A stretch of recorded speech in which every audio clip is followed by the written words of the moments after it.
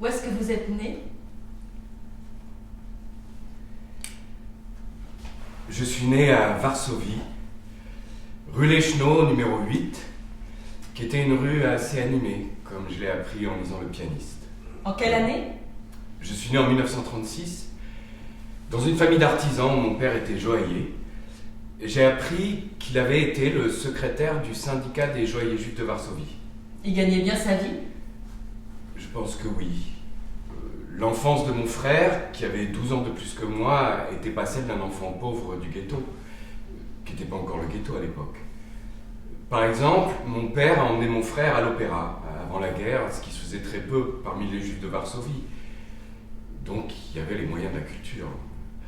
Apparemment, j'étais dans une famille où on lisait beaucoup et on était très accro à la musique. Et ça aussi, apparemment, on me l'a collé dans les veines. Et votre père, il a continué à travailler pendant la guerre? Oui, comme joaillier dans le ghetto. Après 1940? Oui. Dans le ghetto, il y avait une vie sociale, culturelle, il y avait des riches, des pauvres. C'était une société au départ, avant que la mort ne soit présente à chaque coin de rue. Je crois même que mon père a dû fabriquer des bijoux pour des officiers allemands. Et que c'était une façon pour nous d'avoir une alimentation bien meilleure. Ça a dû nous sauver aussi, partiellement, parce qu'apparemment mon père a été raflé pour être déporté. Il y a quelqu'un qui l'a sorti juste avant qu'ils embarquent les gens dans les wagons. Après, il a travaillé dans une usine allemande de casques. Il fallait boucher les trous. Il était très content parce qu'il y avait plein de trous dans les casques. Et sinon, mon frère m'a raconté que lui et moi, on a porté une ceinture avec une boucle en or pendant au moins 2 ans. C'était des boucles qui n'étaient pas polies, personne ne pouvait savoir que c'était de l'or, ça ressemblait à du bronze. Mais mon frère le savait. Mon père lui avait dit, voilà, ce sont des boucles que je vous ai faites, elles sont en or. Si vous en avez besoin, vous pouvez les vendre. Vous étiez 2 enfants donc? Oui. 2 enfants avec 12 ans d'écart. Moi, j'étais une piqûre de rappel. Et votre mère, elle travaillait? Je pense que ma mère ne travaillait pas, mais j'en suis pas sûr. Vous savez comment vos parents se sont rencontrés? Non. Ça, je sais pas comment mes parents se sont rencontrés, je sais pas. Je sais que ma mère était très belle. Ça, je l'ai appris par un oncle. Et donc, mon père et son frère cadet étaient tous les deux follement amoureux de ma mère. Et quand ma mère a choisi mon père, son frère cadet a décidé de partir aux États-Unis. Mais son bateau s'est arrêté à Cuba et il y est resté, jusqu'au castrisme inclus. Par dépit amoureux? C'est ce qu'il m'a dit, il y avait peut-être aussi une raison économique, je sais pas. Comment s'appelaient vos parents? Le prénom de mon père c'était Jacob, et ma mère s'appelait Sabina Gustava, nom de jeune fille Herzlir. Est-ce que vous avez des souvenirs de la vie dans cette maison? C'était un appartement?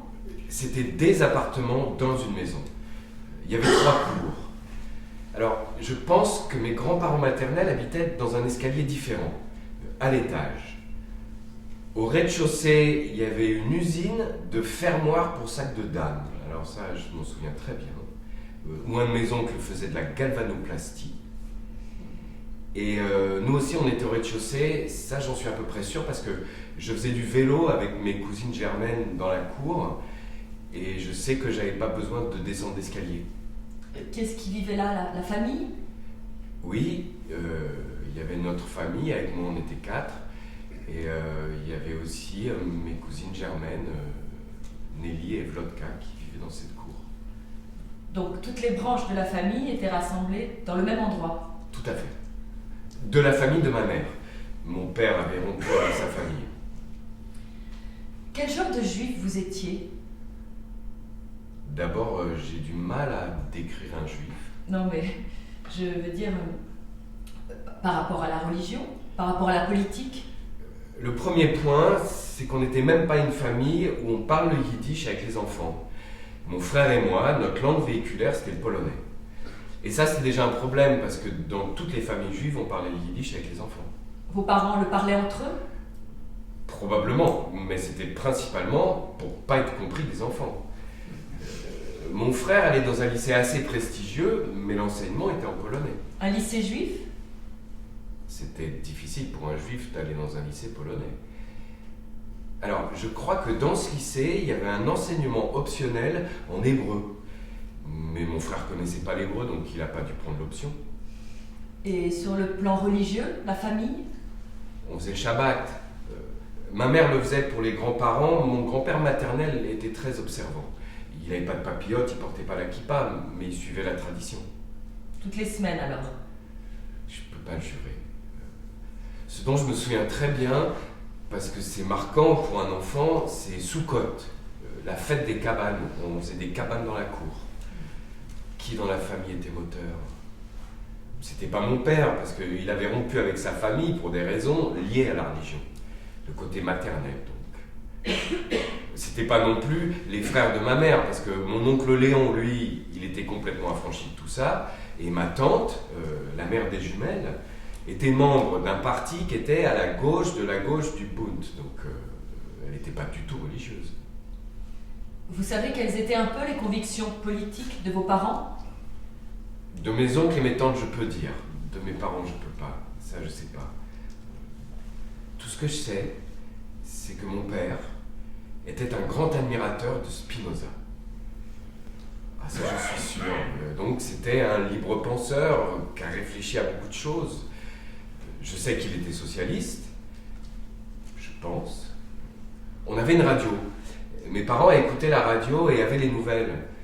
Et quand il y a eu la victoire de Stalingrad par l'armée rouge, début 1943, les gens ont dit c'est extraordinaire. Et mon père a dit oui, probablement que la guerre va finir, mais quand on aura les soviétiques ici, ce ne sera pas forcément le Pérou. C'est votre père qui a dit ça? Oui, c'est mon père qui a dit ça.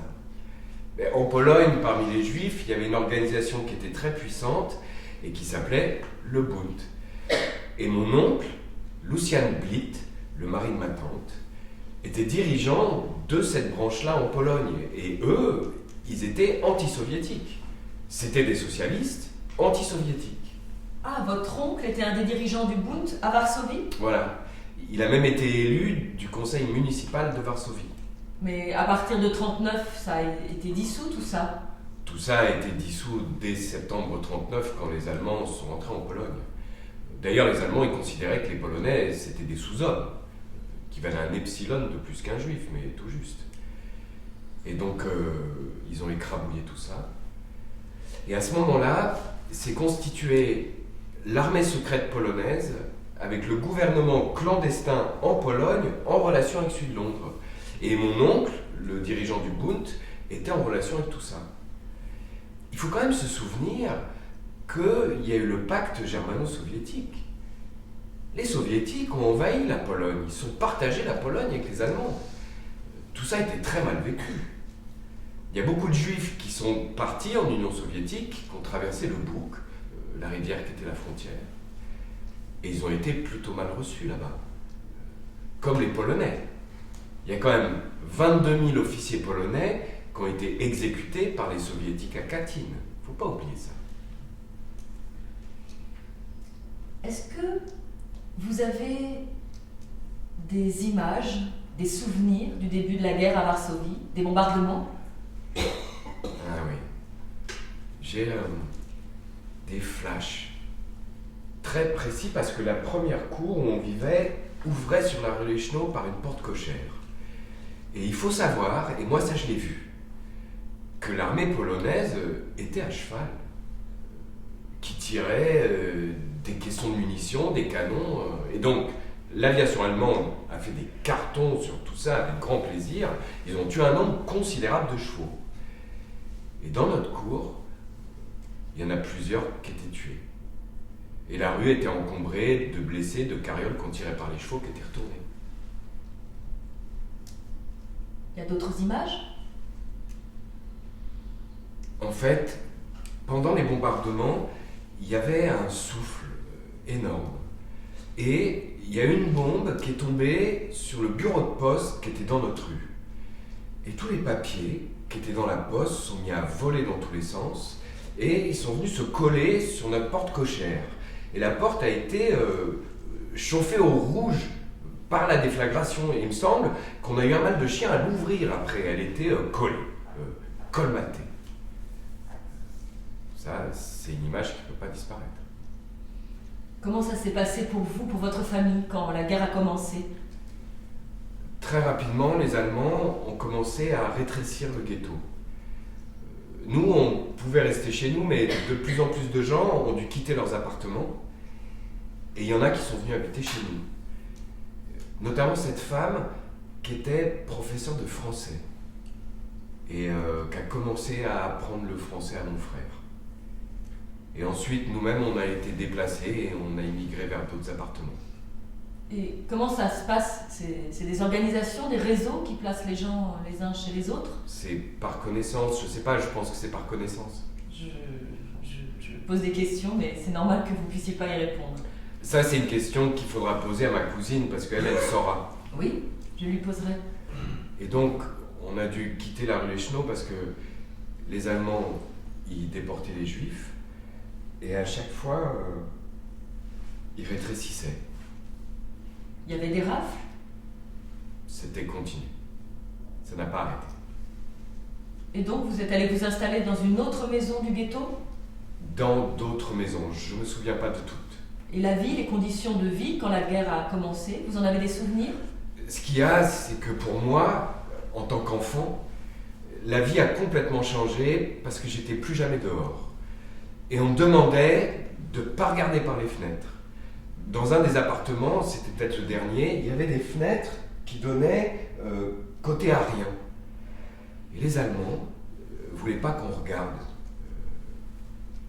Ils tiraient dans les carreaux. Je me souviens aussi qu'il y a eu du sang dans la baignoire. On n'a pas vraiment voulu m'expliquer, mais apparemment, quelqu'un a été tué là. Et c'est là qu'on a failli être découvert. On était planqués dans la salle de bain. Dans cette maison, il y avait une cache? Oui. En fait, au début, dans le ghetto, il n'y avait pas besoin de faire de cache parce que personne n'imaginait ce qui allait se passer. Mais dans cette maison, il y avait une salle de bain dans laquelle on se cachait en cas d'alerte parce qu'ils faisaient des descentes dans les maisons aussi. Les Ukrainiens, d'ailleurs, plus que les Allemands, on a eu plusieurs fois des Ukrainiens qui sont montés. Ils étaient absolument féroces. C'était des soldats? Ah oui, c'était des soldats. C'est les Ukrainiens qui ont rallié les Allemands pendant la guerre. Et donc, il y avait une cache dans la salle de bain? C'était une double cloison en bois. C'était très bien fait, ça ne se voyait pas. On a failli être découverts. Ils tapaient sur les murs. Ils ont entendu un bruit creux. Ils ont dit, voilà, ça a l'air d'être une cloison en bois. Et nous, on s'est dit, c'est cuit, quoi. Et le rassemblement a été sifflé. Et ils sont tous redescendus. Ça, c'est quelque chose dont vous vous souvenez? Oui. Je me souviens comment ma mère m'a empêché de pleurer dans cette cache. Tout le monde était terrorisé que je pleure parce que ça allait nous faire découvrir tout de suite. Et ensuite, vous avez décidé de quitter le ghetto, de vous évader? En fait, on est resté le plus longtemps possible parce que mes grands-parents maternels n'étaient pas évacuables, trop vieux et malades. Je me souviens même que mon oncle Léon a accumulé une grande quantité de nourriture dans un appartement où il y avait mes grands-parents avec l'idée de revenir les chercher quand tout serait fini.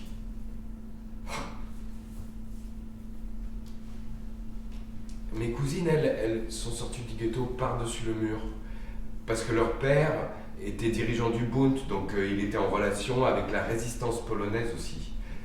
Ils ont mis des échelles de chaque côté du mur et les filles sont passées. Elles ont été mises dans une famille à la campagne. Et votre tante, leur mère, elle était au courant de ce qui se passait? Ah, ma tante, elle était membre de Linke, l'aile gauche du mouvement ouvrier Paul et Zion. Et puis, elle est partie avec son mari, Lucien. Et puis elle s'est dit que c'était pas possible de laisser ses deux filles, et donc elle a décidé de revenir. Elle a retraversé la frontière et elle est re-rentrée dans le ghetto. Mais mon oncle, lui, est resté en Union soviétique, sous un faux nom d'ailleurs. Les soviétiques l'auraient sûrement descendu s'ils avaient su que c'était Lucian Blit du Bund. Donc il se faisait passer pour un journaliste polonais. Et apparemment, après, il a été échangé et ils l'ont laissé rejoindre l'armée du général Anders, l'armée polonaise en exil. Mais ma tante, elle est revenue dans le ghetto et elle y est restée jusqu'au bout. Et c'est votre tante qui organise votre évasion du ghetto? Non, c'est mon oncle Léon, son frère. Et Léon, il est resté dans le ghetto? Ouais. Lui, il n'a pas pu sortir. En fait, c'est lui qui nous a tous fait sortir. Et puis les Allemands ont découvert qu'il y avait des Juifs qui sortaient par les égouts. Et ils ont enfumé les égouts. Ah vous? Vous êtes sorti du ghetto par les égouts? Et il y avait qui avec vous? On était encadrés. On ne peut pas se balader dans les égouts sous Varsovie comme ça, sans éclairage ni rien. Et donc, il y avait tous les valides de la famille. Et probablement aussi que pour l'encadrement, c'était pas possible d'emmener plus d'un certain nombre de personnes à la fois, surtout avec des enfants. Dans notre groupe, j'étais le seul enfant. Mon frère avait déjà 17 ans. Donc il y avait vos parents, il y avait vous? Oui, il y avait mes parents, mon frère, et pour la famille, c'était tout. Et il y avait un associé de mon père qui était aussi joaillier avec sa femme et ses 2 enfants. Voilà. C'était ça notre groupe à nous. Et vous vous en souvenez de cette traversée des égouts? Ah oui. Ah, ça, je m'en souviens, ouais. C'était pas la traversée du ghetto. C'était la traversée de la ville de Varsovie, en souterrain par les égouts. Oui, ça je m'en souviens, c'était effrayant. Ça dure plusieurs heures? Probablement, on marchait très lentement. Alors je sais pas si c'est mon imagination, mais il y avait des espèces de trottoirs. Bon, il y avait une rivière, ça c'était l'égout. Il y avait des collecteurs, parce que ça arrivait de tous les côtés. Il y avait même des cataractes, des endroits où les égouts sont plus hauts que d'autres. Mais je me souviens surtout de la sortie. Il y avait une échelle en fer. Donc c'est vrai que mes grands-parents auraient jamais pu monter ça. Je crois même que mon père a eu du mal à le faire, d'après ce que j'ai pu comprendre. Et donc, il y a un des éclaireurs qui est monté, qui a soulevé la plaque d'égout pour voir comment ça se présentait, la rue à l'extérieur. On lui a dit « Tu vois des Allemands ?»« Non, je vois pas d'Allemands. »« Tu vois des Polonais ?»« Non, je vois pas de Polonais, heureusement, parce que ça aurait pu être pire que les Allemands. » Je me suis souvenu de cette phrase. Et là, vous vous installez dans une maison?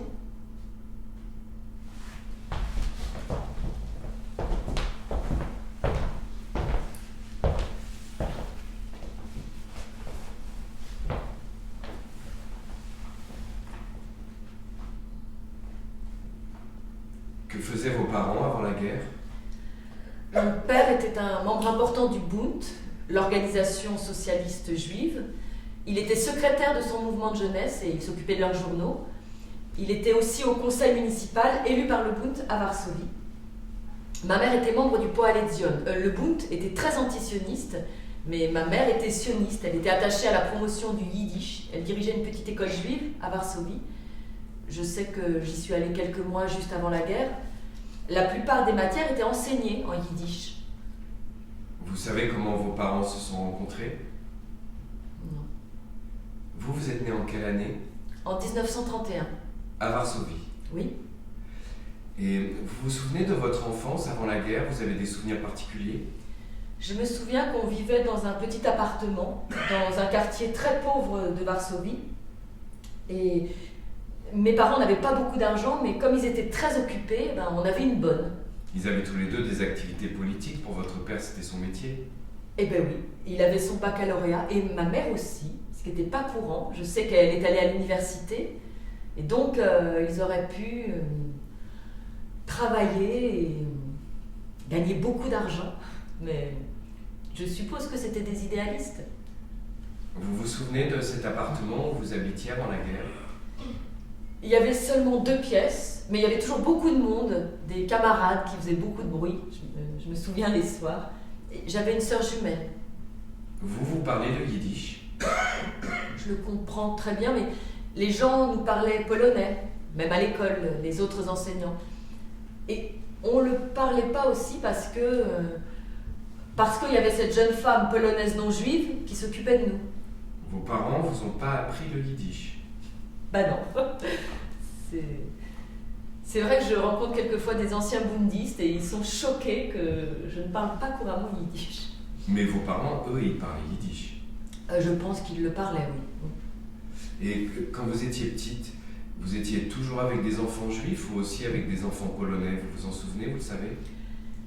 Je me suis déjà posé la question et je me souviens juste des amis de mes parents qui étaient tous dans ce parti politique et qui étaient juifs. Mais je me souviens aussi des vacances où on se liait d'amitié avec des enfants non juifs. Vous vous souvenez du déclenchement de la guerre, de l'invasion allemande en Pologne?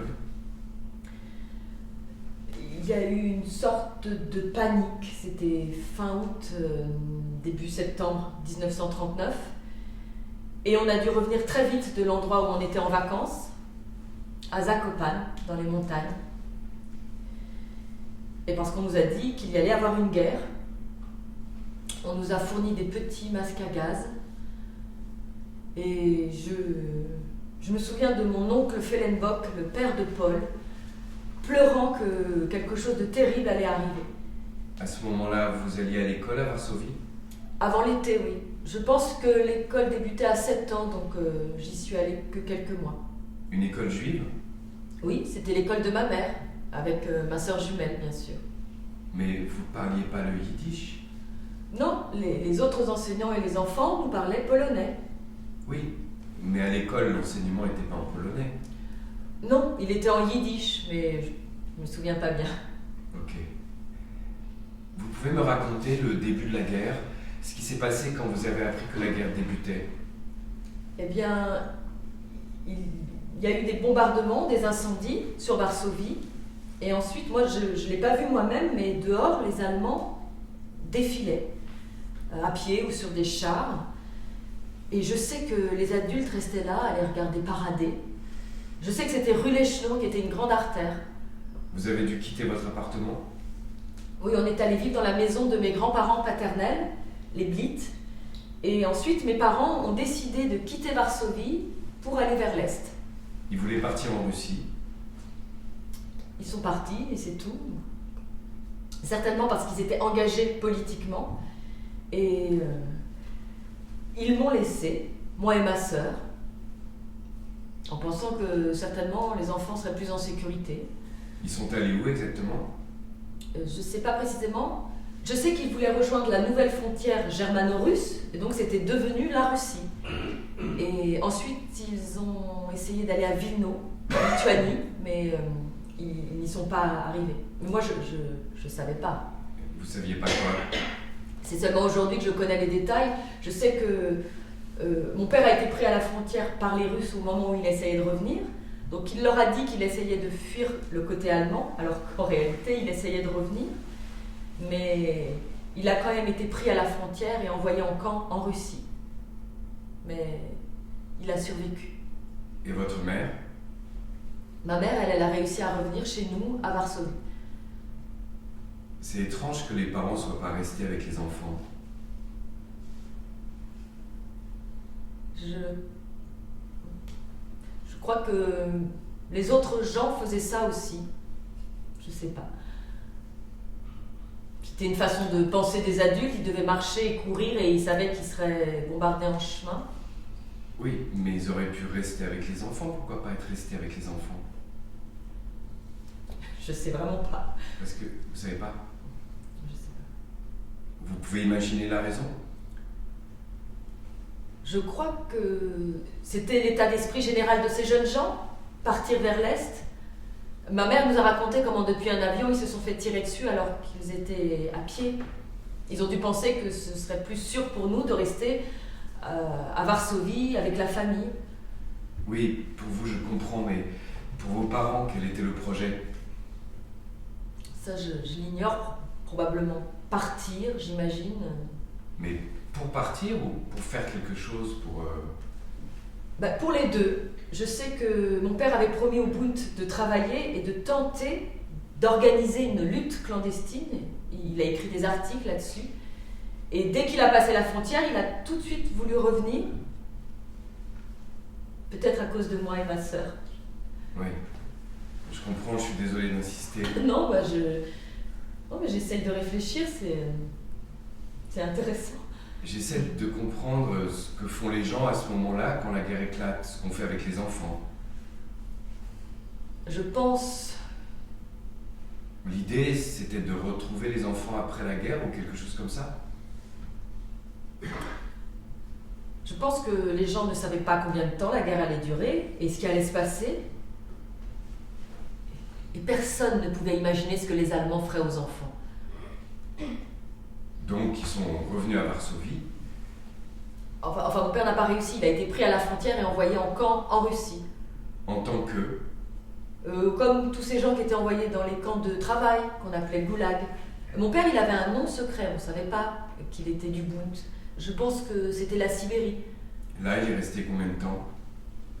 Ça... Alors, ce qu'il m'a raconté plus tard, c'est que quand les Allemands ont attaqué la Russie, les Russes ont relâché les Polonais qui étaient dans les camps et les ont autorisés à rallier l'armée polonaise. Je pense qu'ils voulaient se débarrasser de tous ces Polonais qui étaient dans les camps et qui étaient contre le régime soviétique. Et il y avait un général, le général Anders, qui autorisait ces gens à rallier. Les Juifs ont eu des difficultés à rallier, mais mon père, non. Je sais qu'il est allé en Égypte. J'ai des photos de lui avec son uniforme de l'armée polonaise. Ensuite, il s'est retrouvé à Londres. Il était lié au gouvernement polonais en exil. Et il a travaillé avec Arthur Ziegelbaum, le délégué principal du Bund. J'ai une photo de lui à ce moment-là, après les camps. Il a une mine épouvantable. Et j'ai lu un télégramme de lui adressé au Bund, où il dit qu'il va bien, moralement et physiquement, et qu'il est prêt à faire ce qu'il faut. Et pendant ce temps-là, vous étiez à Varsovie avec votre mère et votre sœur? Oui, on était dans la famille de mes grands-parents paternels, les Blitt. Et très vite, il y a eu les hooligans, surtout des adolescents, organisés par les Allemands, je suppose, qui, avec des bâtons et autres, faisaient la chasse aux Juifs. Ça se passait même avant le ghetto? Oui, et la vie est devenue très difficile. Je me souviens quand on a déménagé dans le ghetto pour chauffer l'appartement, Et les Juifs ont dû renoncer à leur argent et ils ont dû porter un brassard blanc avec une étoile bleue pour être reconnus. L'étoile était bleue? Oui, une étoile bleue. Et donc, je me souviens, la vie a changé tout d'un coup. C'était terrible de devoir courir pour fuir les hooligans. Et puis soudain, tout le monde était pauvre. Ces hooligans, ils venaient jusque dans la maison? Non, dans la rue. Vous vous en souvenez? Oui, je me souviens qu'on courait et ma mère qui criait en enlevant très vite son brassard et en leur criant qu'on n'était pas juif. Vous portiez ces brassards? Non, les enfants n'avaient pas besoin de le porter avant 12 ans. Donc non, moi je ne l'ai jamais porté. Okay. Donc, quand le mur du ghetto a été érigé, vous avez dû déménager à l'intérieur? Oui, on est allé rejoindre la famille de ma mère, les Herzlier, dans un plus grand appartement. Rue Leschno? Au numéro 8, je crois.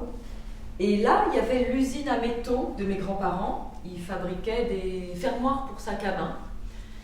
Qu'est-ce qu'ils faisaient d'autre? Des couteaux, des fourchettes. Et il y avait aussi la famille de mes cousins, les Fellenbock, mais eux, ils étaient bijoutiers. Mais je me souviens, ils fabriquaient des petits médaillons chrétiens, des Saintes Vierges. Et donc là, il y avait qui? Il y avait votre mère, votre sœur, les Oui. parents de votre mère? Oui, et il y avait aussi une sœur de la famille Fellenbock. Et les autres grands-parents, les Blitt, ne sont pas venus avec nous. Vous habitiez tous dans le même appartement? Non, les grands-parents étaient au premier étage dans un plus grand appartement et les Herzlier et les Fellenbock au rez-de-chaussée. Et donc on pouvait dormir là ou là, je me souviens pas bien. Et on n'avait pas le droit d'aller dans la rue, donc on jouait dans la cour avec les autres enfants. Vous jouiez aussi avec vos cousins?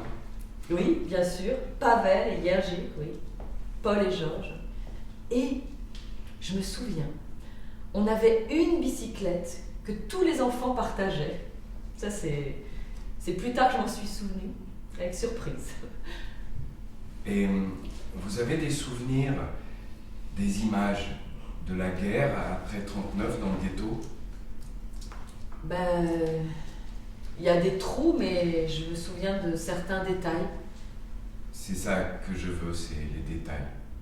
Mais ils ne sont pas extraordinaires. Pour nous, c'est la vie ordinaire. Comme quoi? Ma mère qui courait à son école, qui s'occupait des enfants. Il y avait une cantine, c'était une sorte d'organisation qui devait recevoir de l'argent d'une organisation juive qui s'appelait Gminia, communauté. Et donc, on nous avait interdit d'aller dans la rue à cause des tirs et des pendaisons. Moi, je les ai pas vus moi-même. Mais de temps en temps, on nous emmenait dans ces cantines et je reconnaissais des enfants que j'avais vus avant la guerre à l'école. Ils étaient gonflés par la faim.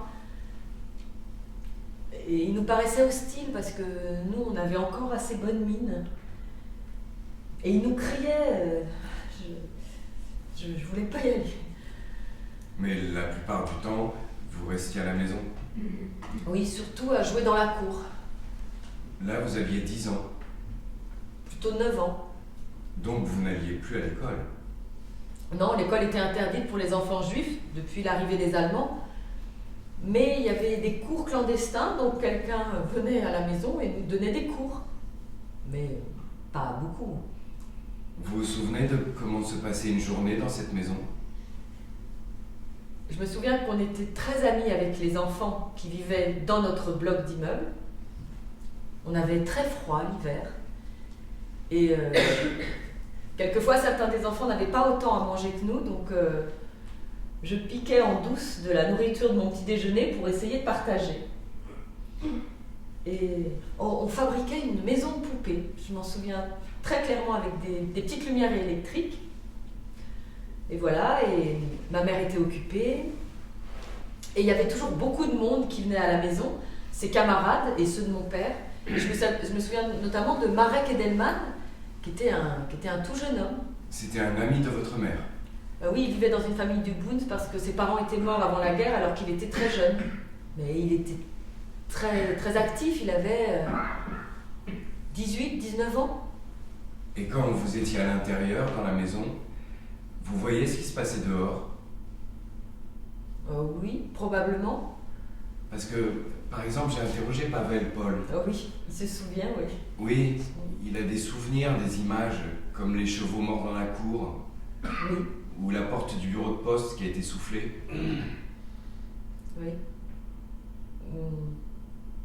Mais je me souviens tellement de choses que je peux pas. Ce ne sont pas que des flashs que j'ai en mémoire. Racontez-moi. Vous savez, j'ai pas d'image de ces moments, mais je pense juste que, par comparaison, ça me semble avoir été une période préservée. En tant qu'enfant, vous compreniez que quelque chose de très... Effrayant allait arriver? Oui, que quelque chose de terrible se passait. Oui, mais je croyais que c'était normal. Vous pensiez que c'était normal? Oui, ça arrivait à tous ceux que je connaissais. Et vous avez vu la vie du ghetto dans la rue? Très peu, parce qu'on n'avait pas le droit de sortir. Mais je me souviens de ces enfants terriblement affamés et d'un garçon qui poursuivait quelqu'un qui avait un paquet. Il le lui a chippé, il l'a porté dans sa bouche, encore empaqueté, mais c'était pas de la nourriture. Ça, vous l'avez vu. Ouais. Dans la maison où vous deviez vous cacher? Quand les déportations ont commencé, oui. Ma famille avait construit des bunkers. À partir de 42. Oui, ça doit être ça, oui. C'était pas permanent. Il venait tout d'un coup et là, en fin de compte, on n'avait plus qu'à se cacher.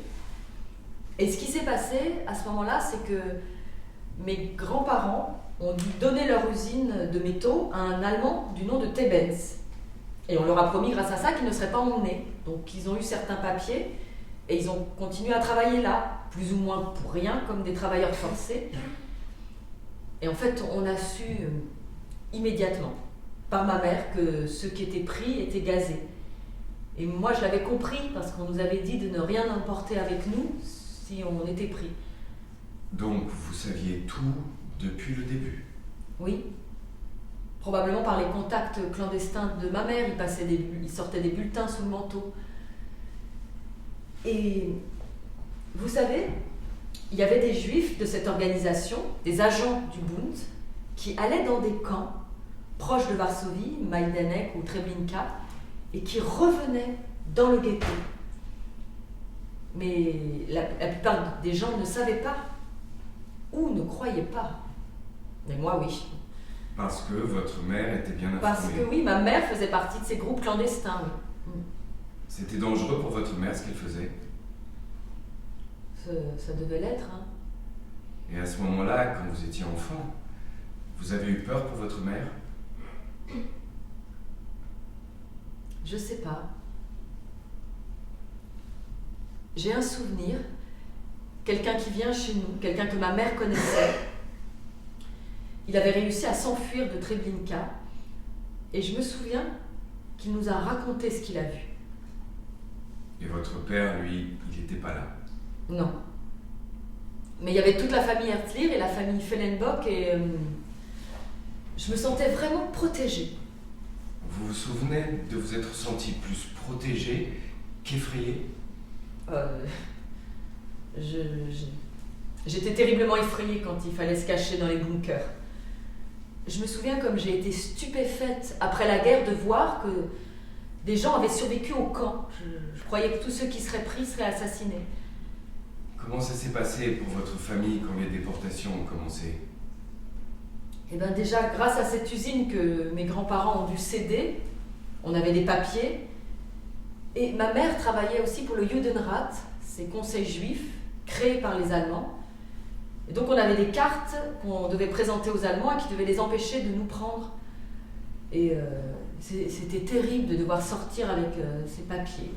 C'était quoi ces papiers? Du genre qui disait qu'on ne devait pas être déporté. Et j'ai un souvenir très précis. Ma mère n'était pas là, il y avait juste moi et Nelly, ma sœur jumelle, et beaucoup de nos voisins. Et les Allemands criaient que tout le monde serait tué si on ne sortait pas dans la cour. Et je me souviens que je cherchais ce bout de papier et je ne le trouvais pas. Et qu'est-ce qui s'est passé? Je me rappelle juste avoir cru perdre le papier, le chercher dans ma poche et en fin de compte le trouver. Mais aujourd'hui encore, si je dois chercher quelque chose, je suis terrifiée. Ça s'est bien terminé. Mais mes voisins ont été emmenés. Certains partaient calmement, d'autres se débattaient. Et tous ces enfants que je connaissais bien, ça c'est un souvenir terrible. Mais pas vous? Non, pas moi ni ma sœur. Et ensuite, ma famille a pris conscience que ces papiers ne suffisaient pas. Il y avait des quotas, ils devaient livrer tant de juifs. À partir du moment où votre grand-père a donné son usine aux Allemands, vous aviez assez pour vivre? La nourriture? Oui, par exemple. On n'était pas affamés comme d'autres gens. Je ne sais pas pourquoi, ni comment. Vous vous souvenez pas d'avoir eu faim? Je crois me souvenir qu'on avait des pâtes déshydratées, qu'on faisait cuire tout le temps, et du riz. Mais je pense que c'était une famille très, très capable, qui avait prévu certaines choses. Et peut-être qu'ils avaient les moyens de trouver de l'argent. Je ne sais pas. Dans la maison de la rue Leschneau, où est-ce que vous vous cachiez? On se réfugiait dans une cache que mon grand-père et mon oncle avaient construite dans la cave de l'immeuble. Donc il y avait une façon secrète d'y accéder, il y avait très peu d'espace. Vous y alliez quand dans cette cache? Quand on entendait les raids, vous savez, les camions, les fourgons, beaucoup de bruit, les soldats qui criaient, qui hurlaient aux gens de sortir, ça c'était terrifiant.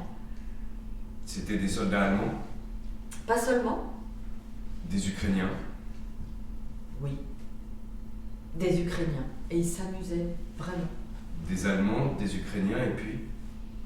des Lettons, des Lituaniens, et ils avaient des uniformes noirs spéciaux, c'était en partie des volontaires. Et à un moment, le ghetto a été Liquidés. liquidé. Mais déjà avant, le ghetto était vide en fait, ils avaient emmené tellement de gens. Et je me souviens de ces appartements vides et des morceaux de pain qui restaient sur les tables là où les gens avaient été pris. Ensuite, on a déménagé, je ne sais pas pourquoi, et mon grand-père et mon oncle ont construit une cache dans ce nouvel appartement. Et vous savez, en Pologne, il y avait des gros poêles en céramique qui s'ouvraient. Ah oui. Oui, et refermés par une porte, et ils avaient fait un trou dans un faux mur, derrière cette porte. Donc on se cachait derrière ça, et il y avait très peu d'espace, on ne pouvait presque pas respirer. Vous savez, quand vous craquez une allumette et qu'elle ne s'enflamme pas. Il y a une chose qui me revient, très surprenante, c'est que l'usine dans laquelle il travaillait, il réparait pour les Allemands des casques troués. Et je me souviens que ma mère avait de la peine pour ces jeunes soldats allemands qui manifestement s'étaient fait tuer avec leurs casques parce que dans les casques, il y avait des poches dans lesquelles se trouvaient des lettres à leur famille. Et je me souviens que ma mère était sentimentale avec ces jeunes soldats allemands. C'est étrange en fait. Il était comment cet appartement? Il était où? Je sais pas où, c'était un appartement vide et il n'y avait pas d'électricité. Alors on avait des lampes à carbure pour s'éclairer, fabriquées avec de vieilles boîtes de conserve, un morceau de tube et de l'eau dans le fond. Et ça éclairait vraiment quand on l'allumait. Mais tout le monde ne doit pas connaître ça, les lampes à carbure. Non, je connaissais pas, non. Ouais. C'est très primitif comme fabrication. Le carbure, c'est une sorte de produit chimique qui, mélangé avec de l'eau, produit de la lumière et ça produit une flamme assez claire quand on l'allumait. Et il y a de l'eau? Oui, de l'eau dans le fond, ouais. Voilà.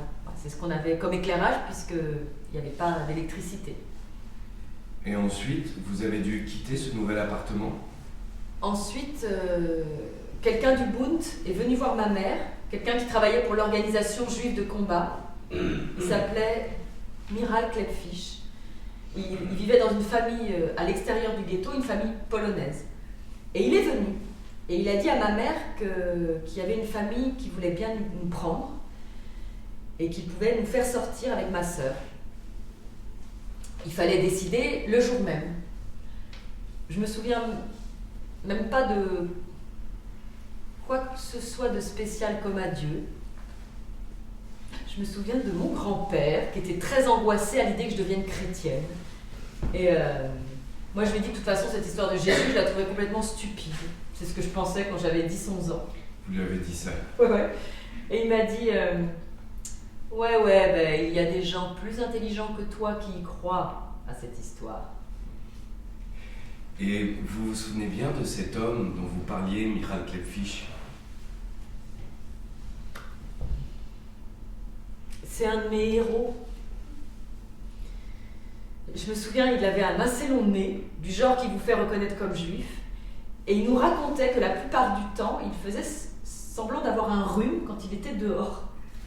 Ah, il cachait son nez? Ouais, il faisait semblant de se moucher. Il était remarquable. Remarquable. Il nous a emmenés là où il vivait lui, dans la famille polonaise. Avec votre sœur? Oui, avec ma sœur. Et pas votre mère? Non. Il n'y avait pas la place. Ils étaient juste d'accord pour prendre 2 enfants. Mais Miral Klepfisch, il était en liaison avec le Bund, donc je pense qu'il a fait ça pour mon père. Comment vous êtes sortis du ghetto? On nous a conduites jusqu'au mur. C'était la nuit?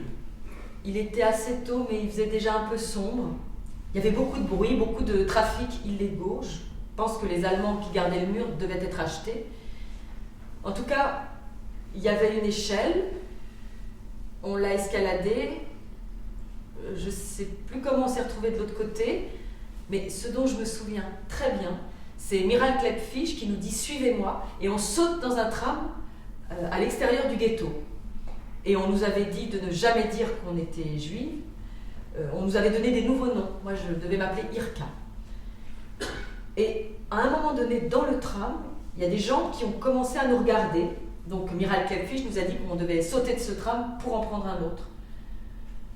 Et pour la première fois, j'ai compris que c'était la population locale qui pouvait me reconnaître.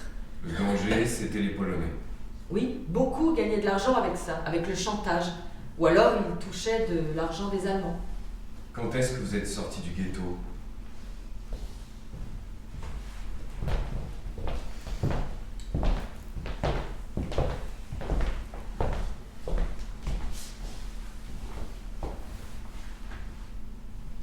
Je me suis souvenu de cette phrase.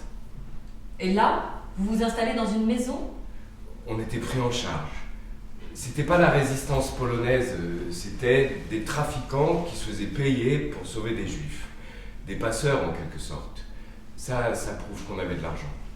Et ils vous trouvent un refuge, une maison? D'abord, on est arrivé dans ce qui devait être leur base ou leur pied-à-terre. Il y avait d'autres groupes de trafiquants qui étaient là. Ils étaient tous armés. C'était une sorte de caravansérail. Et il y avait d'autres groupes qui étaient là, mais tous les gens étaient en attente pour aller ailleurs. Et ça, c'est avant le soulèvement du ghetto? Oui, on est sorti avant. Vous avez su quelque chose du soulèvement du ghetto? De la base des passeurs, apparemment, les adultes ont vu le ghetto qui brûlait. Le fait que mon oncle Léon, qui avait tout organisé et pas pu sortir, ça voulait dire qu'on ne pouvait plus sortir. Et vous êtes resté longtemps dans cette première maison? Dans cette première maison, dans cette base vie, on reste un certain temps. Base vie? Oui, base vie, les astronomes appellent ça comme ça, c'est un endroit où on vit mais on va observer ailleurs. Ensuite, on a été transféré par petits groupes, vite fait, de nuit. Oui, c'est le deuxième transfert qui s'est fait comme ça. Jusqu'à une maison à Zoliboge, sur le bord de la Vistule. Dans la campagne? Non, c'était plutôt la banlieue pavillonnaire. On s'est retrouvés dans le sous-sol d'une villa en construction. Et là, qu'est-ce qu'il y avait? La famille? Oui, il y avait mes parents et puis il y avait la famille au complet de l'associé de mon père, Monsieur Biberkraut.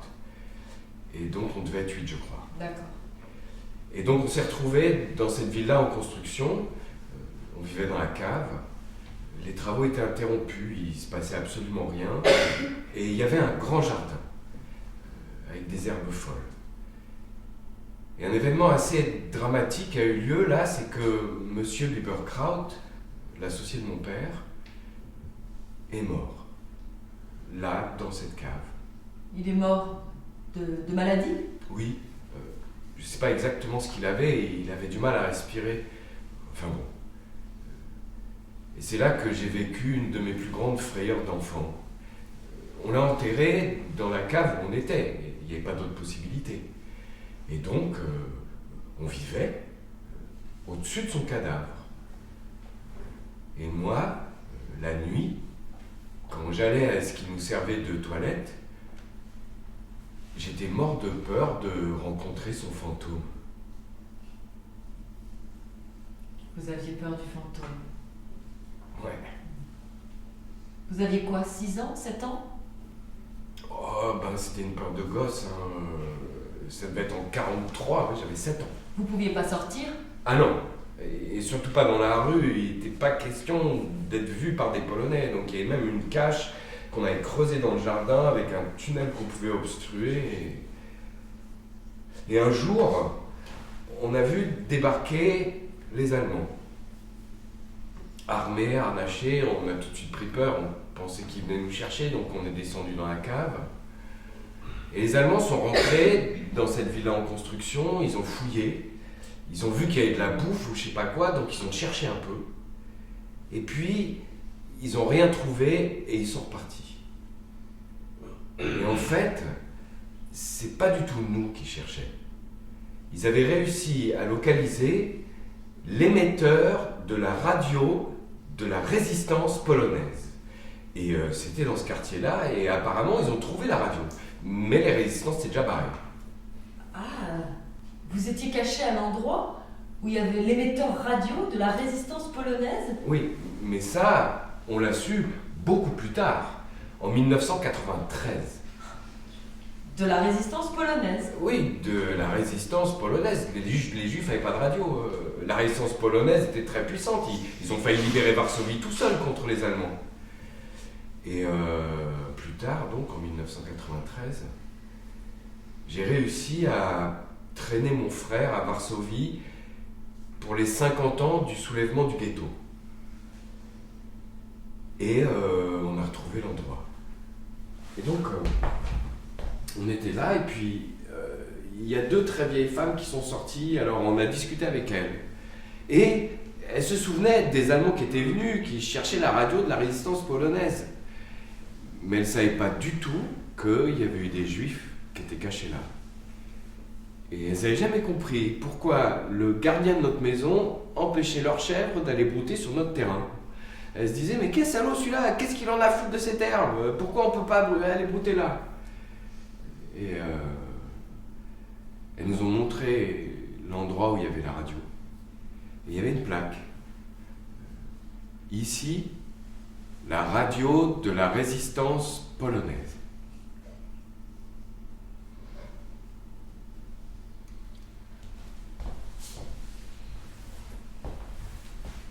Et après cet épisode-là, vous avez dû vous enfuir de nouveau? Oui. Après, on a été transféré à Otwotsk, un village de villégiature toujours sur le bord de la Vistule. Et ce transfert de Zoliboj à Otwotsk, ça s'organise comment? Toujours avec des passeurs, il y avait des Juifs, peut-être même des Polacs, j'en sais rien. Chaque jour, ils venaient, ils en prenaient 2, et puis ils les emmenaient, parce que pour aller à Otwotsk, il fallait prendre le train, et ils ne pouvaient pas se permettre de se trimballer avec une cohorte comme ça dans les rues. Et donc, ils ont commencé par les plus valides, sans doute les jeunes. Votre frère et vous? Oui, mon frère, et non, pas moi justement. Mon frère est parti avec le fils de M. Biberkraut. Allah, sa fille, est partie avec sa mère, et ça, c'était le samedi.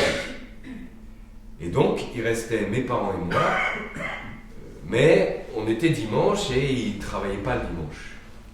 Les passeurs ne travaillaient pas le dimanche? Non, c'était des Polonais, peut-être même des Juifs polonais, j'en sais rien. En tout cas, ils ne travaillaient pas le dimanche, ils prenaient un jour de repos par semaine.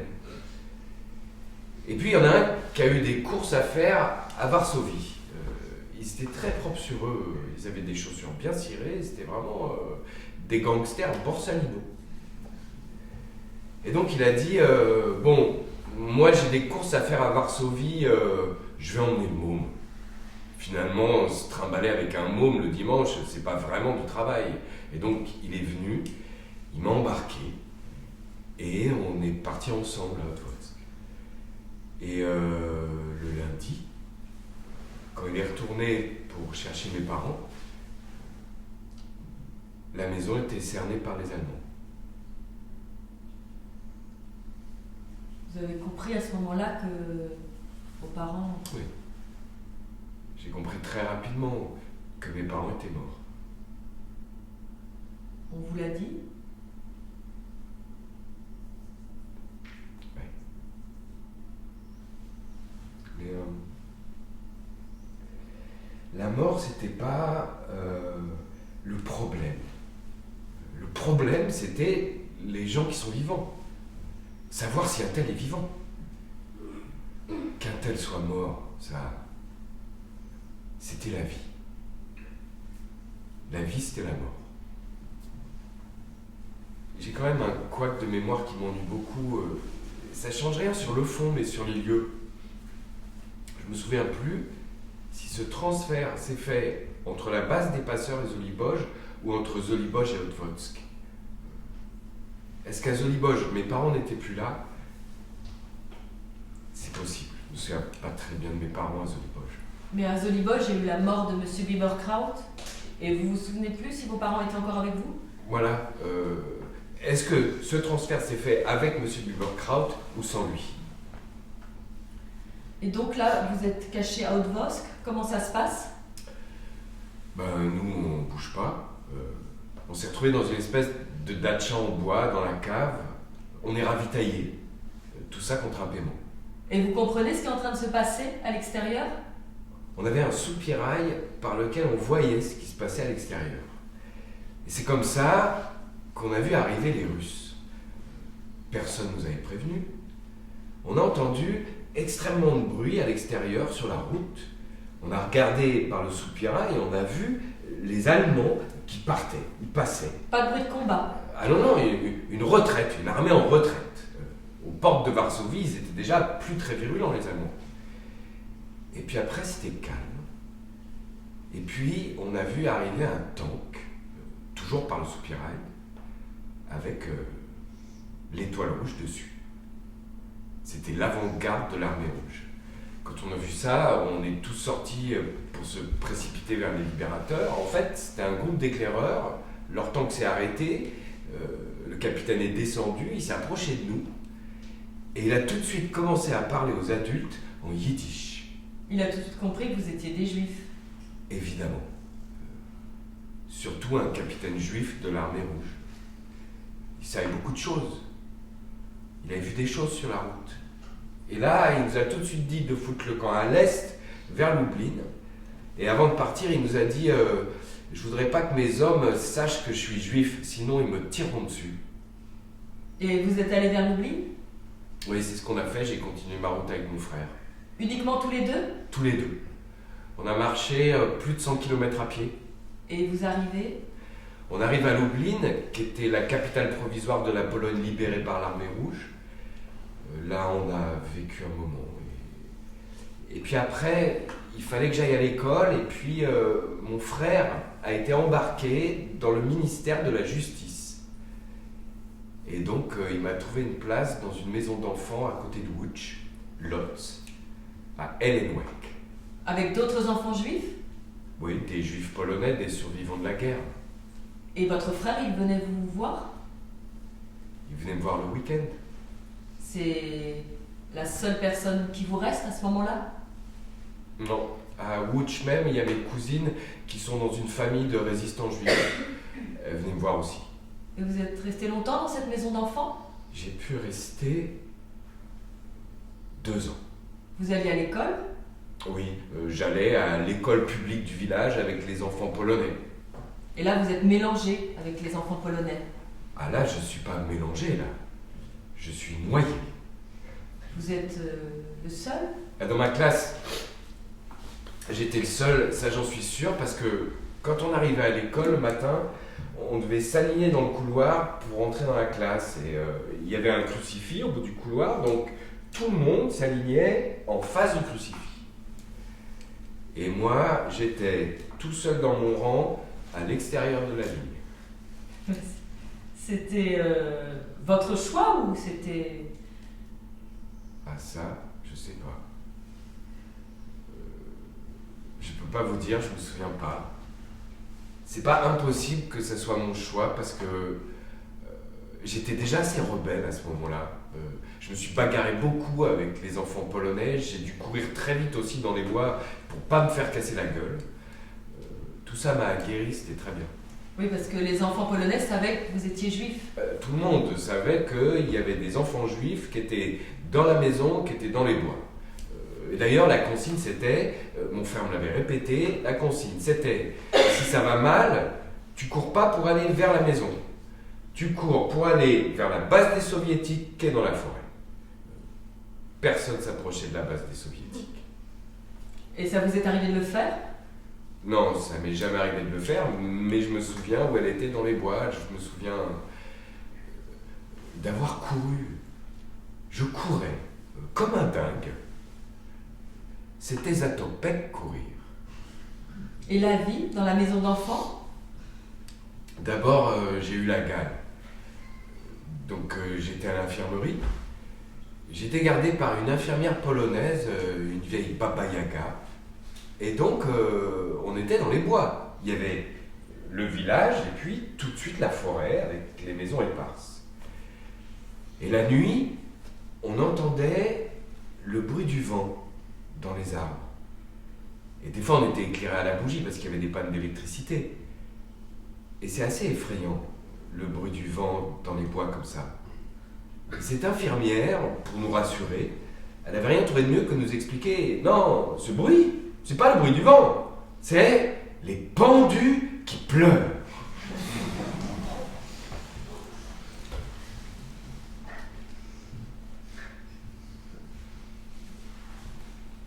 Les pendus qui pleurent.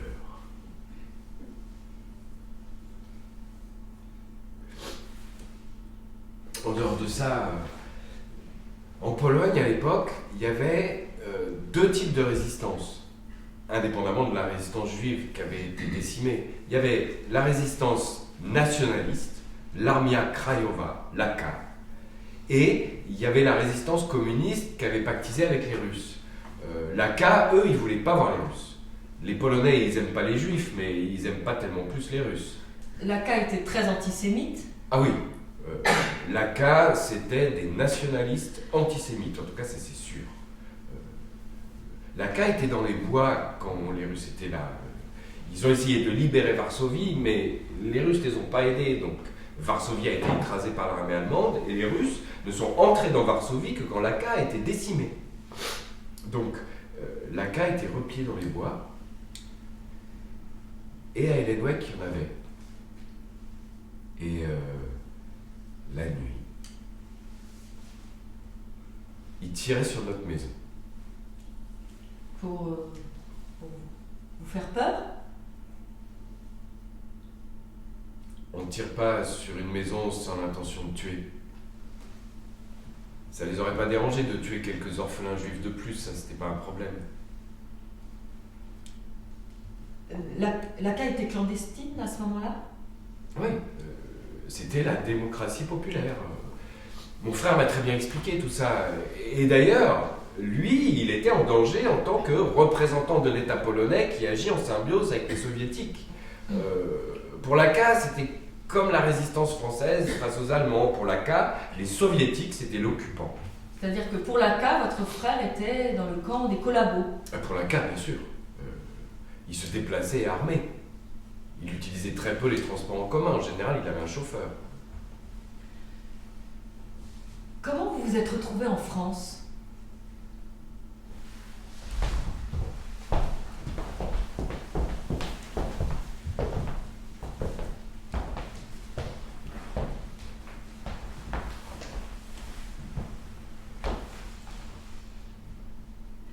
Quand est-ce que vous êtes sorti du ghetto? Février 1943, très peu de temps avant le soulèvement. Elle était comment, cette famille polonaise dans laquelle vous avez vécu? Ils s'appelaient les Dubiel. C'était des gens assez âgés, très gentils.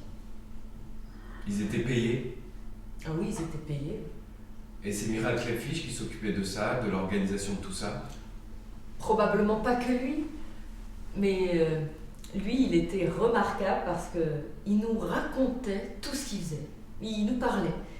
Et à un moment donné, il cherchait des limes, vous savez, des limes métalliques pour les distribuer dans le ghetto pour que les gens puissent couper les fenêtres des trains et qu'ils puissent sortir et sauter des trains en partance pour Treblinka. Pour limer les fenêtres? Oui, vous savez, dans ces trains, il y a des barreaux. Votre mère, elle venait vous voir quelquefois? Oui, beaucoup. Le soir, la nuit, elle traversait le mur et on nous avait dit de ne pas nous rendre visibles, mais on lui faisait des signes et on regardait par la fenêtre pour la voir. Mais elle vivait où à ce moment-là? Dans le ghetto, de l'autre côté, en face de nous. Et chaque soir, elle passait le mur pour vous voir? Pas chaque soir, mais elle venait beaucoup.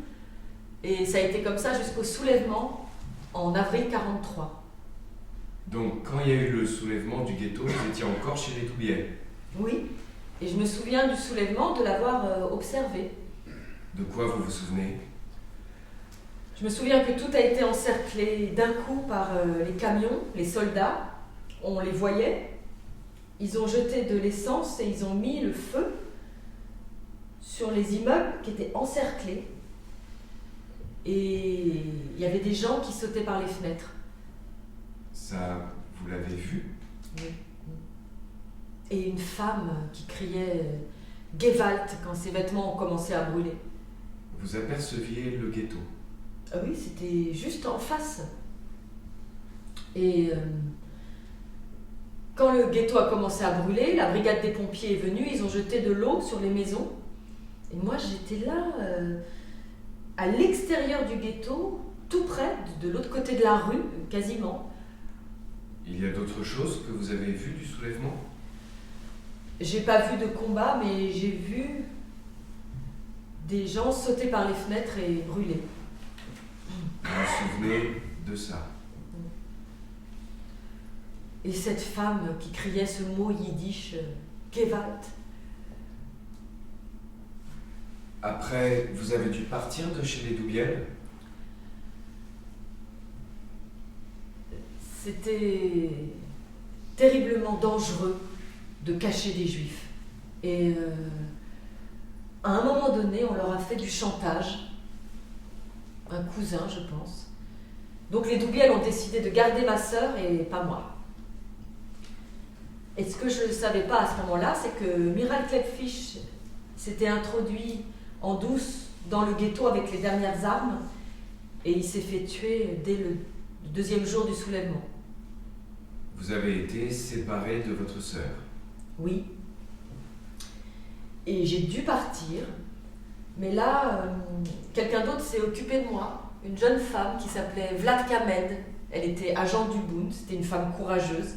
Elle n'avait pas du tout l'air juif, la vingtaine, toute blonde. Vladka? Vladka, moi c'est Vladka, différent. Et elle vous a emmené? Oui, d'abord en train dans une famille, mais là ça n'a pas marché parce qu'il y avait une fille de mon âge qui voulait pas que je reste là. C'était une famille polonaise? Oui, et la fille de cette famille était horriblement méchante. Elle me disait que tout le monde avait été tué, que je serais tuée, et donc c'est devenu dangereux pour moi de rester là. Parce qu'elle était jalouse de vous? Je sais pas. Elle me voulait pas. Elle a rendu les choses impossibles. Son père, lui, il était particulièrement gentil avec moi. Il était cheminot, il vivait dans une petite maison. Et donc, Vladka est revenue. Je ne sais pas comment elle a su, mais elle m'a ramenée à Varsovie en train. Et là, elle m'a trouvé une nouvelle famille, les Séraphines. Ça, c'était des gens jeunes, horribles, terribles. Lui, il était saoul, il battait sa femme. Ils vivaient dans une seule pièce, ils avaient des rapports sexuels. Lui, j'avais très peur de lui. Presque toutes les nuits, il était ivre, il battait sa femme, il faisait l'amour, là. L'amour avec sa femme.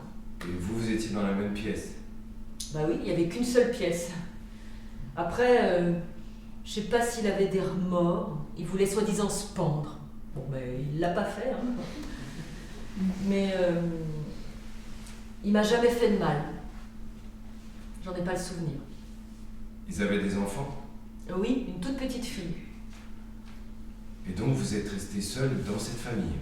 Oui, mais je pouvais sortir, je me suis fait des amis. Et je pense que les parents savaient que j'étais juive et ils étaient assez gentils avec moi. Vous aviez des nouvelles de votre mère, de votre sœur? Je croyais que tout le monde était mort dès que j'ai vu le ghetto brûler.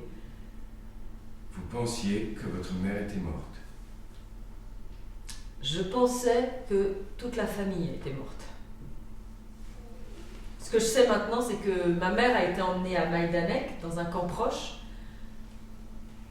parce qu'en fait, mon père a reçu une lettre de quelqu'un qui était à Majdanek et qui lui a raconté ce qui s'est passé.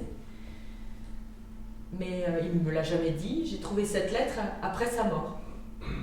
C'est comme ça que vous avez appris ce qui est arrivé à votre mère?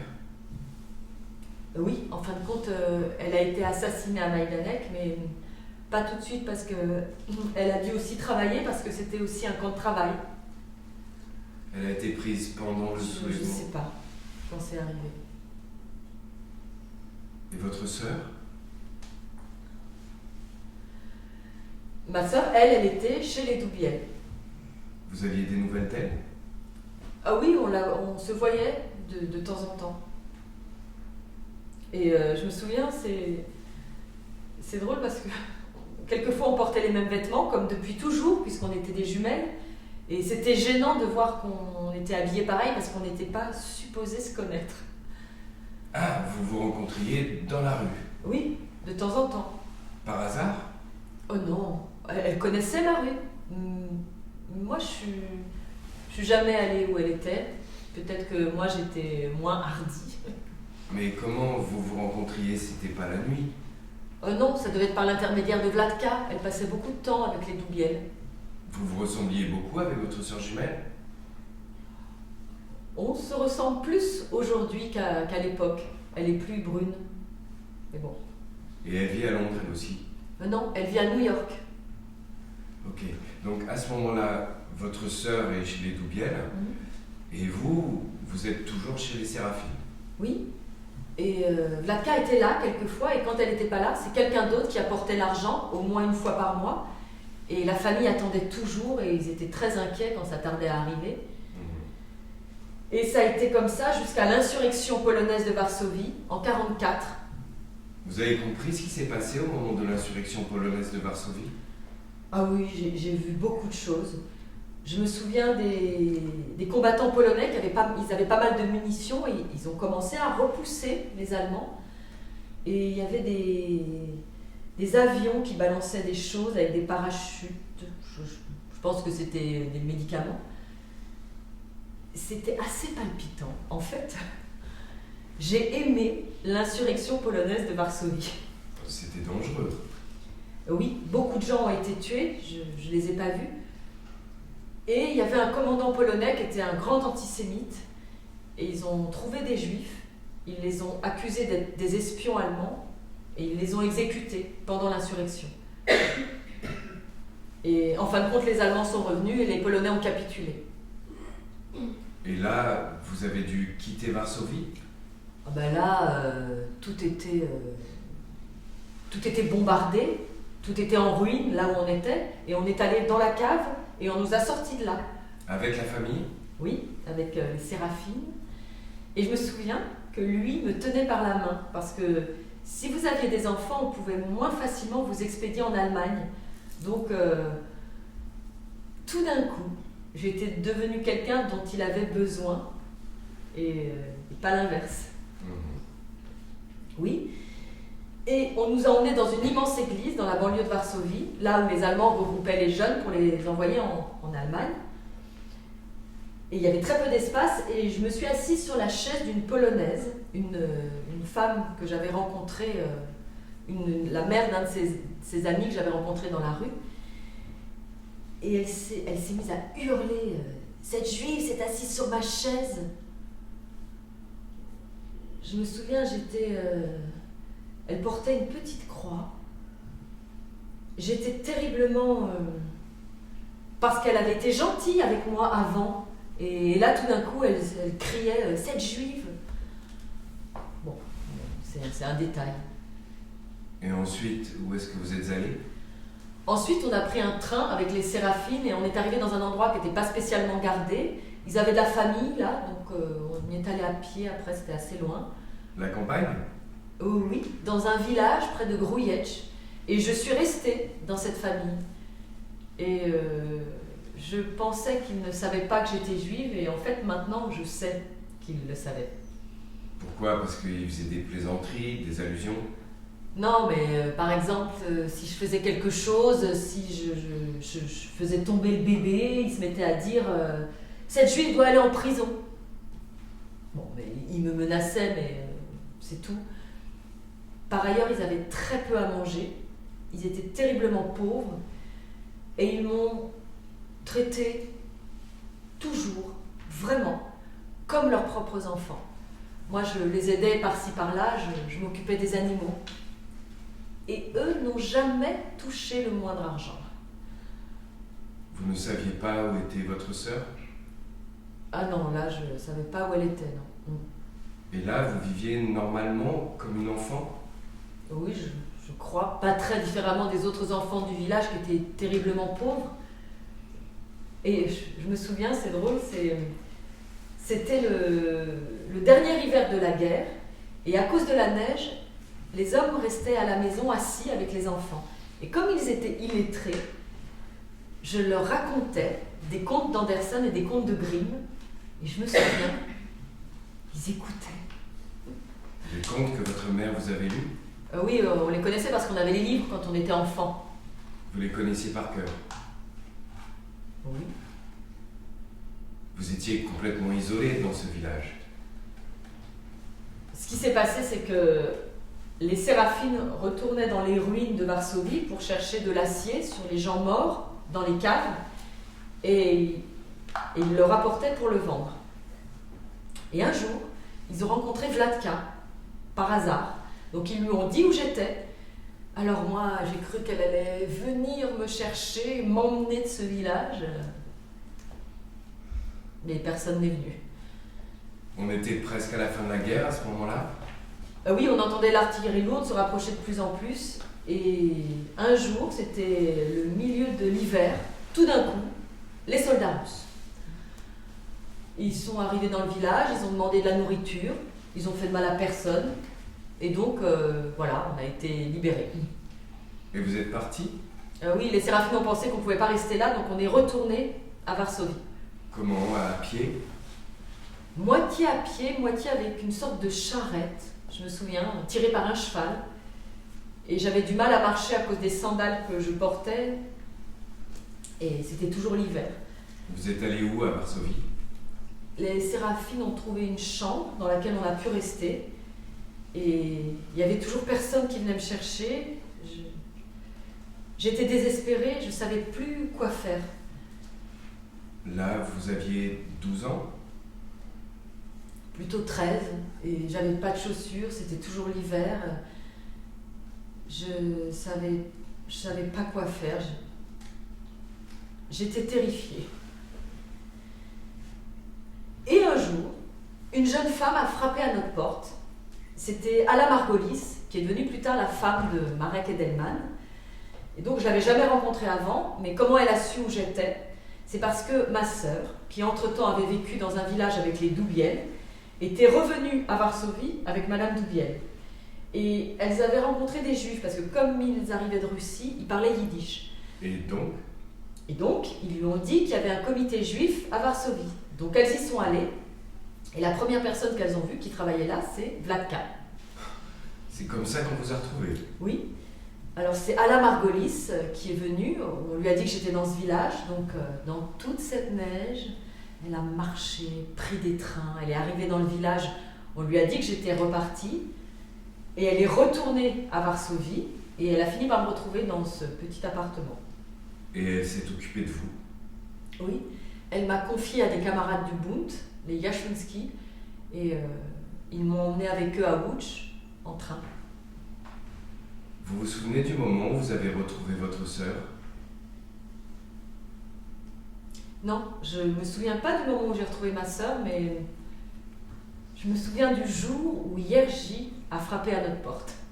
Jerzy, votre cousin Georges? Oui. On était dans notre appartement à Łódź, on entend frapper, on ouvre.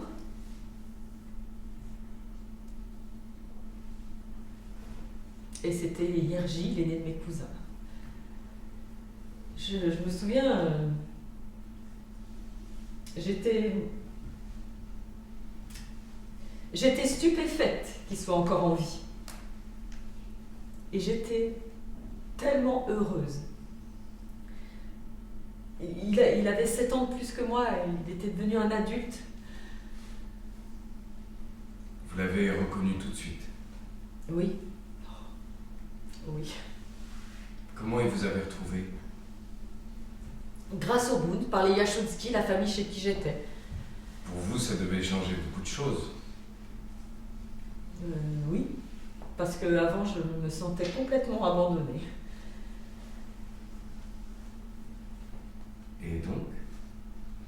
Et donc, tout à coup, j'apprenais que mon père était à Londres, que j'avais un père, ça faisait une différence énorme. Il allait nous faire venir après nous avoir obtenu des visas. La guerre était finie.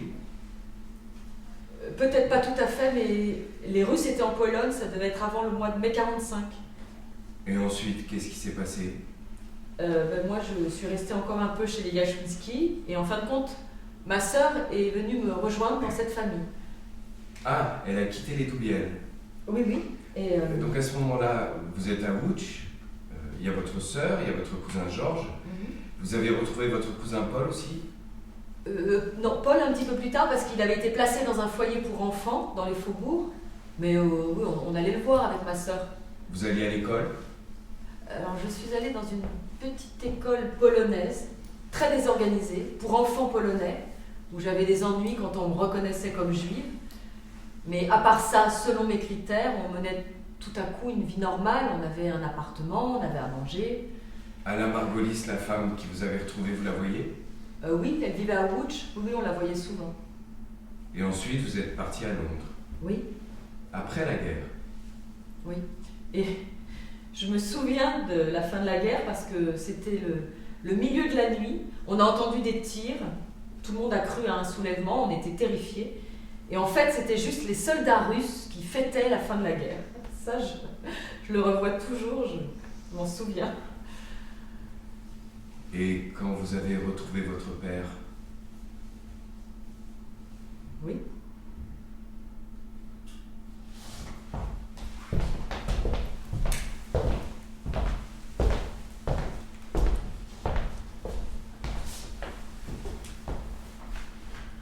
Comment vous vous êtes retrouvé en France? Mon frère m'a envoyé chez un oncle à Paris. C'était quand? Mai 1946, je me souviens parfaitement de la date. J'ai eu un passeport polonais tout à fait officiel, avec un visa pour la France. Et c'est votre oncle qui propose de vous accueillir? Oui, mais ça n'a pas duré longtemps parce que ça allait pas du tout. C'était comment? Je pense que c'était un homme invivable. Et vous êtes resté longtemps là? J'ai dû rester 2 mois, ça a déconné tout de suite. Mais comme il était socialisant ou communisant, il était en relation avec les communistes de l'UJRE, l'Union des Juifs pour la Résistance et l'Entraide. Et il m'a trouvé une place au foyer d'Andrézy. Au manoir de Denouval. Manoir de Denouval, c'est ça. Et à Andrézy, vous avez été scolarisé? Ah oui. À Andrézy, j'ai été scolarisé tout de suite. Quand je suis arrivé à Andrézy, la directrice, c'était Mathilde Sebald, la fameuse Mathilde, qui était une pédagogue professionnelle, une élève de Korczak. Elle avait été envoyée pour se perfectionner à l'université de Nice, en sciences de l'éducation, en 1939. Et donc, quand moi je suis arrivé, j'ai trouvé quelqu'un qui parlait le polonais couramment. Elle devait avoir 25 ans. Pour moi, c'était génial. Et à Andrézy, vous êtes resté plusieurs années alors? Oui, je suis resté 3 ans et demi, j'ai dû partir en 49. Vous avez aimé cette vie en collectivité? Pour moi, c'était fabuleux. Pour moi, c'était fabuleux. Il y avait combien d'enfants à Andrézy? Oh, à un moment, on devait être 120. Non, moi, j'ai eu la chance d'avoir des éducateurs faramineux parce que j'étais un sauvage à l'époque, hein, je sortais des bois. Et le fait d'être avec des enfants qui avaient vécu la même chose que vous, c'était important ça? Ça n'existait pas. Personne savait ce qu'avait vécu quelqu'un d'autre. Personne, aucun enfant, a jamais su ce qu'était mon histoire. Jusqu'à ce que je la raconte. Les enfants n'en parlaient pas entre eux? Non, du tout. C'était no comment. C'était tiens, t'as fini tes devoirs, viens, on va aller jouer au foot. Quoiqu'à l'époque, on jouait plutôt au basket, mais viens, on va nager, on va courir, on va faire du vélo. On parle pas de ce qui s'est passé avant? Non. Ni des parents. T'as des parents, t'as pas de parents. On discute pas de ça. Ça n'existe pas. Non. Ouais, mais voilà. Oui? Dites-moi. Souvent, on m'a interrogé pour savoir comment c'était la vie dans les maisons d'enfants. Mais bon, moi, tout ce que je peux raconter, c'est ma vie dans les maisons d'enfants parce qu'elle était singulière. Par exemple, l'encadrement était communiste. Et plus tard, j'ai commencé à parler, j'avais 12 ans, on m'a posé des questions sur la Pologne, alors j'ai raconté. Et certains éducateurs ne pouvaient pas admettre que dans une démocratie populaire, j'ai vécu ça. Alors moi, très rapidement, j'ai compris qu'avec les adultes, c'est pas la peine de raconter quoi que ce soit. Que ce sont des gens qui vous croient pas. Alors j'ai arrêté. C'était quoi les épisodes qui leur posaient problème? L'antisémitisme et l'antagonisme entre les Polonais et les Russes. Ça, c'était pas possible. Les Soviétiques, ils ont libéré la Pologne, ils ont rapporté le communisme. Comment ça se fait qu'il y a des types qui tirent dans les bois alors qu'ils ont été libérés? Ça, c'est pas possible. C'est un truc inventé par Paul. Mais il y a eu beaucoup de morts après la guerre. Il y a des Polonais qui en ont profité. Il y a eu le pogrom de Kielce. Qui a eu lieu après la guerre. Oui. Qu'il y ait pu y avoir un pogrom, ça, c'est pas possible. C'est inventé par Paul. Mais moi, à l'époque, je ne savais pas vraiment ce qui s'était passé. Je l'ai su beaucoup plus tard, 1 an avant le décès de mon frère. Mon frère a été envoyé à Kielce par son supérieur, qui était un officier soviétique. Il lui a dit « Georges, va à Kielce, essaye de savoir ce qui s'est passé, nous on ne sait pas bien. » Et 1 an avant de mourir, il y a 2 ans, mon frère m'a raconté. Et il m'a dit « À Kielce, il ne s'est pas passé du tout ce qu'on croit. Il y a eu un pogrom, mais qui a été initié par la milice et pas par la population polonaise. » Il m'a dit, il ne croit pas qu'un Polonais pouvait bouger sans que la milice ferme les yeux, mais là c'est même pas ça, c'est la milice qui a commencé. Et les Polonais sont engouffrés dans la brèche, et les Russes étaient au courant, et ils ne sont pas intervenus parce qu'ils voulaient que l'opinion internationale sache que les Polonais c'était des sales antisémites. C'est une manière de salir la démocratie populaire des Polonais, de montrer que les Russes avaient besoin d'être là pour faire la police. C'est en quelle année qu'il a enquêté? Fin 46 et il est venu en 47 en France. Je voudrais qu'on revienne aux maisons d'enfants. Vous dites que vous y avez été heureux. Oui. J'ai été heureux dans les maisons d'enfants. J'ai toujours été très bien en collectivité, en groupe. Et très vite après les maisons d'enfants se créent les colos de la Commission centrale de l'enfance. Les colos existent très tôt, oui. Et à partir de 47, on vous envoie dans les colos? Non, on ne nous envoie pas dans les colos, justement. L'idée, c'était que les enfants qui vivent en collectivité pendant l'année, on ne les envoie pas en collectivité pendant les vacances. On les envoie dans des familles et de préférence à l'étranger. Donc moi, quand j'étais en Andrézy, je suis parti en vacances à l'étranger. Où ça, à l'étranger? La première année, je suis allé en Hollande. On partait 1 mois, ça devait être en 48. Après, je suis allé 3 années de suite en Angleterre. Et le week-end, ceux qui pouvaient aller dans leur famille. Donc moi, au début, j'allais dans la famille de l'oncle compliqué, là. Et puis après, Pierre et Zette Lunet, qui étaient mes éducateurs et qui étaient des éducateurs professionnels extraordinaires, m'ont emmené dans la famille de Zette, rue des Gravilliers à Paris. Donc vous n'êtes jamais allé dans les colos de la CCE? Quasiment pas. Mais j'y ai été moniteur, ça oui. J'ai connu ma femme quand j'étais moniteur des aides-moniteurs, à Mève. À Andrézy, en dehors de l'éducation scolaire, est-ce qu'il y a une autre forme d'éducation? Quelles étaient les valeurs qui étaient transmises? Oh ben, les valeurs c'était Papa Staline veille sur nous. Moi, j'avais beaucoup de mal. Par exemple, mon frère lisait Le Monde, et moi aussi j'avais 12 ans, et à Andrézy il y avait le journal mural, avec la presse qui dit la vérité et la presse qui ment. Et Le Monde était dans la presse qui ment. Alors moi j'étais très embêté que mon frère dise la presse qui ment parce que je savais que c'était pas un sale capitaliste ni un ennemi du prolétariat, donc ça collait pas du tout. Mais vous vous sentiez bien quand même. Oui, je me sentais bien parce qu'il n'y avait pas que ça. Il y avait les autres relations, il y avait les relations affectives, il y avait les jeux, il y avait la vie, quoi. Pour moi, ça, c'était pas la vie, c'était du théâtre. Les journaux, on les accrochait au mur, mais personne ne lisait. Même moi, pour les 70 ans de Staline, j'ai sculpté un bas-relief en bois qui doit pourrir quelque part à Moscou. Vous aviez une idée de ce que vous vouliez faire plus tard? Oui, moi je voulais être ingénieur dans l'aviation, c'était ça mon truc. Pourquoi dans l'aviation? Je crois que c'est parce qu'à Andrézy, je fabriquais des modèles réduits de planeurs, avec un cadre qui était menuisier de formation et qui avait fait un atelier de maquette. Et comment vous en êtes arrivé à faire de l'astrophysique? Ça, c'est complètement par hasard. J'ai fait le lycée technique à Nogent. Après, j'ai passé mon bac et je suis rentré à l'université grâce à une bourse de l'Office des réfugiés et apatrides.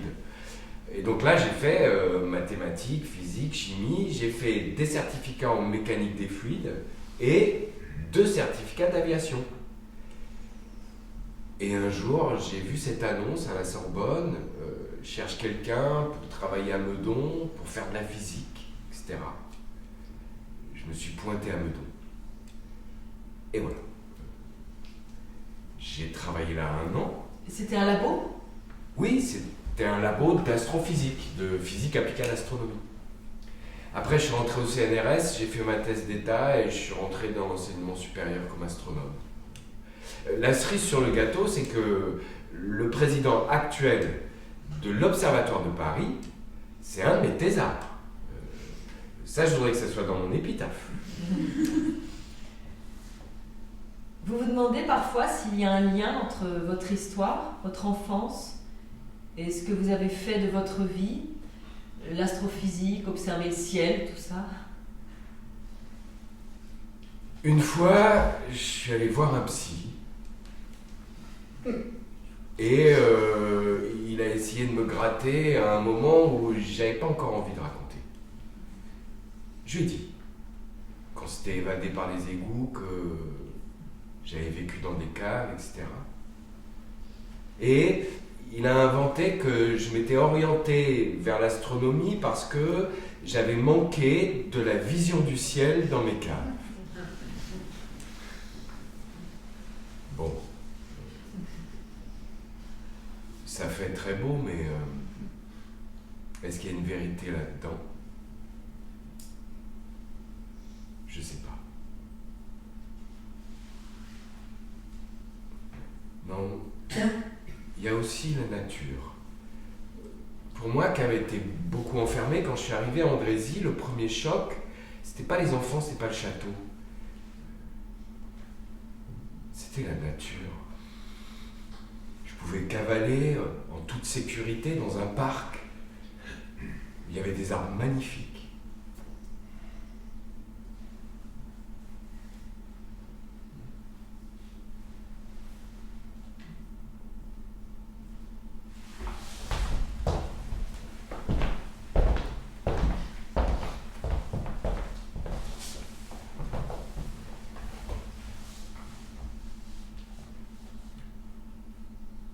Et quand vous avez retrouvé votre père?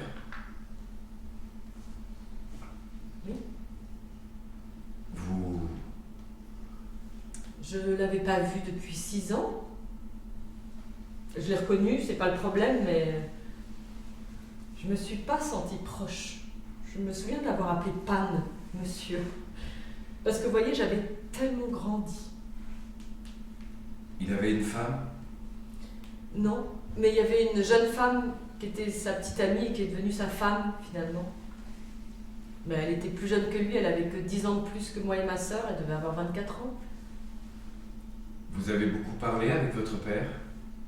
Pas du tout. Pas du tout. Il a essayé, parce qu'il savait beaucoup de choses, il a beaucoup écrit à propos de la Russie. Il faisait quoi à Londres?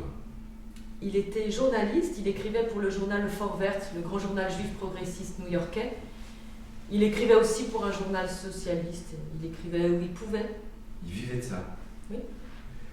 Et il était encore en relation avec les organisations juives, avec le Bund? Avec le Bund, probablement moins qu'avant, parce que beaucoup vivaient à New York, les dirigeants qui avaient survécu. Mais oui, il y avait toujours des anciens camarades qui débarquaient de New York et qui passaient nous voir.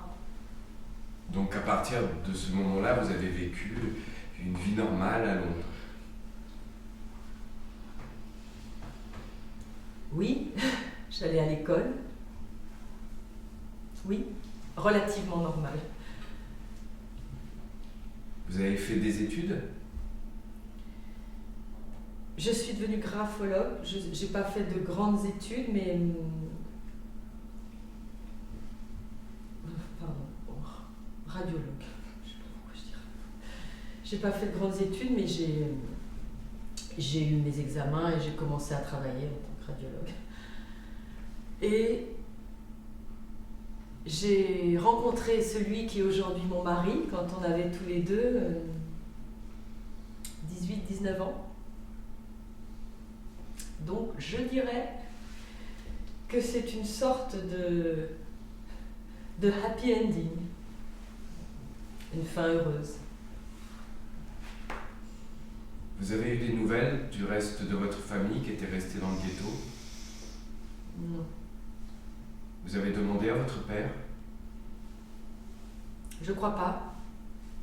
Il a cherché à la Croix-Rouge, je crois, mais il n'a jamais trouvé personne. Et il n'a pas parlé. Et moi, je crois que je ne pouvais pas parler non plus. Je ne me souviens pas de lui avoir vraiment demandé ce qui était arrivé. Mais il y avait des gens du Bund qui sortaient des camps et certains venaient et on les rencontrait.